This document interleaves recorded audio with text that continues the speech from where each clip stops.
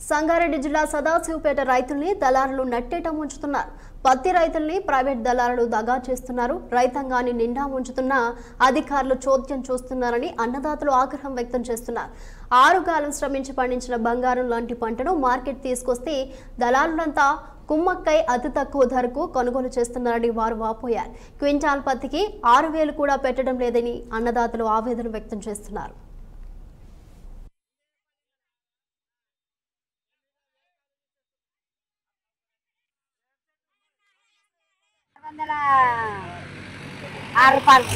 అంటే క్వింటల్ 6,000 క్వింటలకు 6,000 మంచి లేదా పత్తి పత్తి మంచిగా బంగారం లెక్క పత్తి మరిచ్చిరు ఇప్పుడు మంచిగా మరి ఇంకా మళ్ళీ 7,000 అడగలేరా? మళ్ళీ 7,000 అంటున్నా 7,000 కాడ తీసుకోమని అంటున్నా.